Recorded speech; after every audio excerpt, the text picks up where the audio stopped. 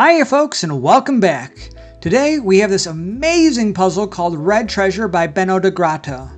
Last year, Benno released Castle Emberlock, which is my and many others' favorite puzzle of 2025, but so far for 2026, Red Treasure is also my favorite. It is absolutely incredible how many moves, tools, and surprises are in the puzzles Benno produces, and this is certainly no exception. But the solve throughout this thing is just like the Energizer Bunny. Long-lasting Energizer battery. Keep going and going and go. This is the Extreme Red version, which means it's a bit harder than the normal version. The solve is the same, but there are less helps and hints along the way. There also is an Extreme Purple version. I just thought it a little weird though to get a purple puzzle called Red Treasure, but that's just me. But the goal of this puzzle is to find out why is it called Red Treasure. It's 3D printed, it's heavy, and it's a lot of fun. So let's go ahead and solve this thing. Solve begins in 3, 2, 1. As you begin to play around with the treasure box a little bit, you notice that some of the pieces certainly have some movement to them. In fact, pretty much on all sides but the bottom, you'll notice there is a little bit of movement going on. Early on, I realized that if you tilt the puzzle a certain way, you can press in on a brick to release a button like so. And the opposite is true for the other side as well. However, this is not the starting move. This move comes on much later on in the puzzle, but of course you don't know that the first time you're solving this, and after every step you take, you go back to see if these two buttons release something, only to be disappointed. But with all good treasure hunts and treasure chests and treasure maps, we know that we must look for X because 10. X marks the spot. And this is very hard to see, but you can barely make out that there is a little X on this brick right here. I'll show you a picture of it so you can see it a little more clearly. So X marks the spot of where we're actually going to begin this puzzle solve. So if we press down on this piece, that's going to pop out this brick that's held in place by a magnet. You do notice that there is a little hole on this brick. It's going to come into play later on, so I'll just put that to the side. We can also remove the brick underneath that's also held in place by a magnet. You'll see that there's a hole inside. We're going to come back to that later. But we can now slide this brick over to the left. And what that allows us to do is to push in on this brick, which is going to swing out the other side of the treasure chest. And we can now move this piece to the right as well. You notice that there's a hidden hole, but we're going to come back to that one later on as well. But let's focus on the piece that slides out on the other side of the treasure chest.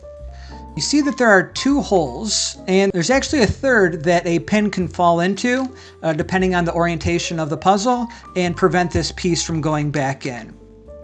But what you want to do is you want to tilt it down so the pin falls into the second hole. So only one hole is exposed. What that allows us then to do is push this brick and swing that out onto the same side like that. So making a lot of progress so far. And we're now on the back side of the treasure chest. We can then remove this set of 3 bricks by removing the piece that's also held in place by magnets. So lots of pieces that are coming out that are being swung around and moved. What that does is it reveals an opening into the treasure chest with these 4 windows. And you can see on the far left one, there's a little pin that's held in place. And what we need to do is we need to retrieve that as one of the tools that we'll use going forward. But to remove that pin, the first thing that you might notice is that this piece here has a little bit of an indented, hollowed out part. And what we can do is we can put our finger in there to remove this piece. You can see that indented, hollowed out part that I was talking about. Lots of magnets with this puzzle, as you can see. That allows us to see to the other side of the puzzle. But more importantly, that allows this brick to be pressed in. Previously, this piece was preventing that button from going inward, but we can now move this in, and you can see the magnet in the back slide to the right. So what needs to happen ultimately is we need to move the pin that's in the far left window to the far right window. And the way that you do that is you press the button and you tilt the puzzle towards you. You would see that the pin is in the second window. You can't see the pin in the second window now just because I'm holding the puzzle down, but if you were to tilt it back, you'd be able to look underneath it and see it in that second window. But we're just going to press this button in a third time, push it back towards me. It's now in the third spot, and we do it one more time. And it's now in that fourth spot that you can make out if I add a little bit of light to it. So now that we have the pin in the fourth window, we can go back to the front of the puzzle and we can press in on this button again, and you'll see that this hole opens up like that and allows us to then drop out the pin into our hand. So we have our first tool that we're going to use to go forward with this solve. This pin is too big for the hole that I referenced earlier, but what we can do is we can use this pin as a bit of a lever to go in this spot right here and press up and release this piece that's also held in place by magnets. So we now have this top section. We can use one of the brick pieces that we removed earlier to press out this top piece that's also held in place by a magnet. And what we obviously see is there's a piece here that's got some movement with a large hole in it. If you turn the puzzle a bit, you notice that there are some designs on either side of the lid. But what's more important to notice is that on each side of the lid, there's a little hole that goes to the left or that goes to the right. And that's where this pin is going to come in handy. And I highly recommend that you go ahead and use the hole that's in this brick to use that as a tool to better maneuver the pin into the hole. So I'm going to go ahead, I'm going to put this in on the hole on the left-hand side first. And when I press in, you see that this top piece comes out like so. And this is where it gets a bit challenging because there's a lot of steps to do. As a bit of a dexterity challenge, you need to hold several pieces in place in order to move on to the next step. So once this piece comes out a little bit, you can go ahead and just press it out further and then press down on this button. This button at the bottom does not move until the piece in my left hand is pulled out. So I can push that in, and when I push that in, that does hold this piece in place. So now that I've got the left side positioned, I need to go ahead and do the same thing on the right side. So I've got that in place. I'm just going to go back and make sure that I've got the left button held in properly. Go in and press the right side out. Got that. We can push this in. Not the easiest again, but this is the harder version, so there is a little bit more dexterity move at play here. So we can remove our center piece. We've got the two pieces pushed in with the lid. And now that we've got those two pressed in, we can press in another button on the side right here. Now, if we press that all the way, you see that that piece slides to the right, but nothing comes out. There's no hidden hole behind it, no hidden tool that we're looking for.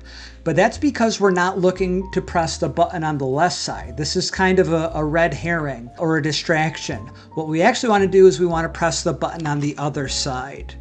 Now for the right side, if you press these two buttons in and try to push in on this piece, it does not go like the left-hand side.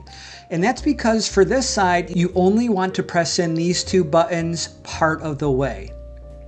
When you find out that spot, you'll be able to move this piece in, and you can see the piece behind the wood slides to the left, and that reveals another tool. So I'm going to go ahead and dump that on the table. All right, we have it right there. But as you can imagine, the first time you're going through this, buttons are going to release. You're going to have to go back again, whether it's using the tool to press the button into the left or the right, or to hold in this button here, or to hold in this. It's going to take some time, but we've got the tool that we needed. This pin is actually magnetic, as you can see like so. What we're going to do is use this to remove the piece that's in the keyhole that's also magnetic. Now allows us to move this piece to the right, now that it is not held in place by the pin that was blocking it. So a lot of pieces, a lot of steps so far, but we've got a lot more to go. So now that we can remove this piece to the right, now's when the buttons that I mentioned at the very beginning of the solve come into play. What you want to do is you want to push the button out on the left all the way, and then the button on the right just a little bit. That still allows you to slide this button to the left, like so, and that allows us to remove the lid of the treasure chest finally. And look at all the treasure that's in place. I don't think I've ever seen any puzzle box have as many different coins or treasures or jewels as this one. But look at all the different coins that are in here. What these are actually Chinese cash coins. I'll put an image of them on the screen right now. But these were bronze or copper coins used from the 4th through the 20th century. Coins were cast in molds, and they were then strung on square rods to prevent spinning as workers filed the rough edges away until they were smooth. Today, replicas like the one shown at the bottom of the image are used as good luck coins. So very cool that Benno created all of these coins, different sizes, and there's just so many of them. You hear them rattling around as you're going through the solve, but you're not sure what that is, if it relates to the box or tools, but in this case, a nice little reward. But we're not done yet, because again, the goal is not to remove the lid, but to figure out why is this called red treasure. So let's continue on with their solve. So here we see Red Treasure by Benno de Grota. This is number 9 out of 22 for the extreme red version. But you'll notice there are these runes along the top and the bottom. My knowledge of Viking runes is a bit outdated, so I had to look this up, as I'm sure everyone else did as well. And what the hidden message is some simple runes used as an ornament. So the message meant nothing. Again, another misdirection, nice little trick to play on us. But if we look at the underside of the lid, we see this really cool looking treasure map. And again, all of this is 3D printed. So a very cool concept of having the treasure map be inside the treasure chest. But where do we begin on this map? Well, the same way that we started with the puzzle itself, and that is by starting with X. You can use one of the magnetic pins that you released earlier and put that over the X to see that there is a magnet underneath. And what needs to happen is you need to briefly follow the path on the map, and as you do that, you're going to release this hidden compartment. And inside, we find another pin, just like we found initially, and we also find this coin right here. Now this is a Spanish coin called 2 reales. I'll put some pictures of it on the screen as well. But this was a silver coin used in Spain and its colonies in the 16th to 18th centuries.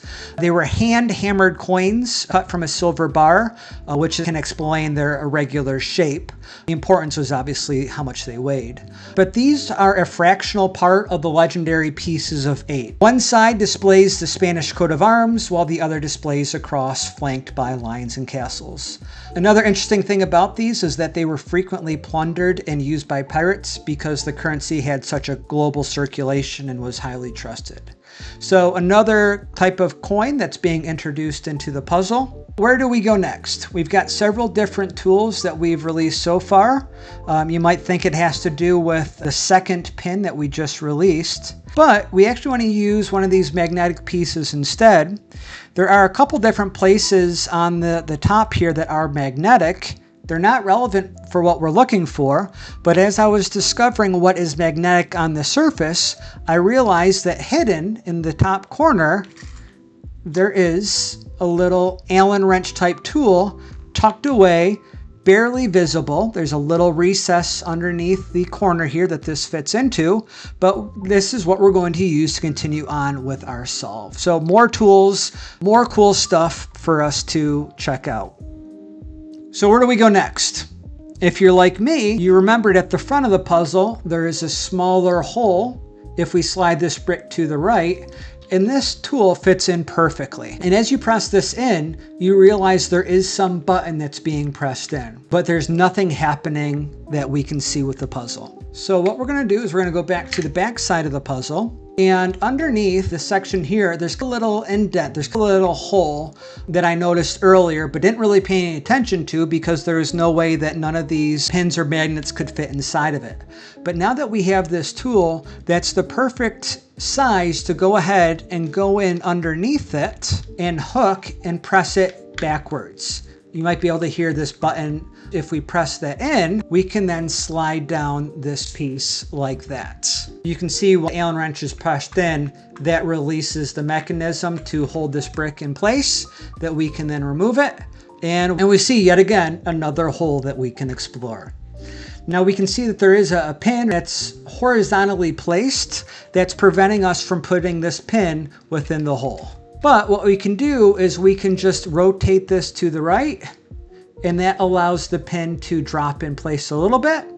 We can rotate the box to the left and the pin drops in a second time. And if we go to the right one more time, that drops the pin all the way in place. So now we can use the second pin that we just released and realize that this also is a button. I'm going to go ahead and use the piece I used earlier to go ahead and get this in place. So what we're going to do is we're going to press this button in.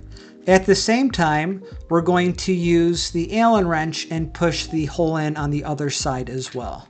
And when we do that, nothing happens. We're pressing them in at the same time. Nothing pops up. Nothing moves that we can see.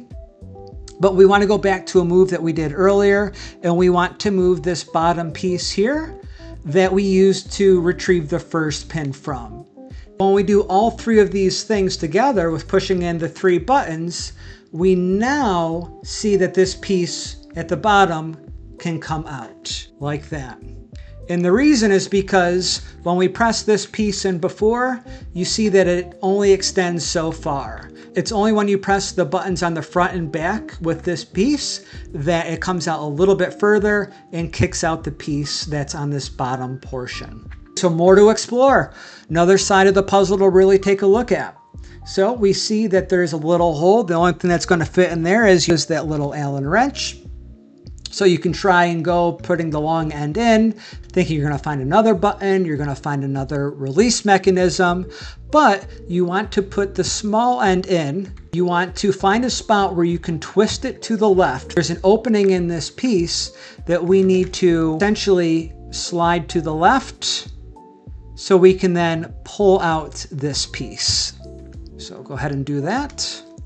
And here's that little recess that I was talking about where you want to go ahead and slide the hook in to pull it out. But as you look into the new opening, you see a second coin, just like the first Spanish reales. This one, a much nicer silver colored coin. So we're on the right path. We're collecting more treasure as we go along. But as you further explore this hole, there's not a lot going on, not a lot to explore. So you can try and run this tool through the track that's in the top of this, but you're not going to get anywhere. Instead, there's a hidden hole at the front left-hand corner, right behind this little lip. And what we can do, so we can then sink the tool in place. And when you have it, you can go ahead and push down on it, which will lift up the entire bottom of the puzzle, a piece that I didn't think was going to come into play at all since there was no movement to the bottom panel, but this reveals a beautiful stained glass mosaic. How incredible is that to see in this puzzle box? Just when you think you've seen it all, after all the steps, Benno surprises us with just this beautiful display. You see the bottom of the brick represents the setting sun. All just these colors, utterly amazing. This is just an amazing puzzle. So this puzzle continues to surprise and impress. But again, we're not done yet. So there is a little hole that's on one of the masts that we can fit the Allen wrench tool in, but it doesn't go anywhere. It doesn't go all the way in. Something is blocking it. I tried to shine a light through this hole to see if I could find any rays of light come through. I couldn't. But if you press the button that's holding the magnet and press down, nothing still happens. Still not going anywhere. What we need to do is we need to repeat what we did earlier with having the buttons pressed in on both sides at the same time and to press this piece in further than we normally could. So I'm going to go ahead and get that ready. I do need that in. So I've got the tools ready in the front and the back to press on those buttons and then to press in on the piece that's on the bottom. When I press in on that piece that's on the bottom, I can remove the other pieces. They're held in place. So now that we have this piece pressed in as far as it can go, the tool will fit into the slot here further than it has before. And now that it can go further, if we push it all the way in, that will pop out this internal treasure chest and reveal, this time, a gold Spanish coin. And I love how each coin that we find along the way is made with a better material than the last. So very cool. These coins are metallic, not sure what kind, but they've got some weight to them, they got some feel to them. And just a nice little hidden prize with the treasure chest within the treasure chest. But are we done? No. We still don't know why this puzzle is called Red Treasure. So if you check out the inside of this spot, you'll notice that the piece where the two magnets are does press in a little bit, but nothing slides out. So what needs to happen is we need to reset these two buttons. We can slide out this piece to reveal the hidden red treasure. So look at all the pieces, all the tools, all the treasure that is involved in this puzzle. Just an amazing puzzle. It took me hours to solve, but all the steps, all the tricks. If you got a kick out of this one like I did, please go ahead and let me know. And thank you so much for watching. We'll see you next time.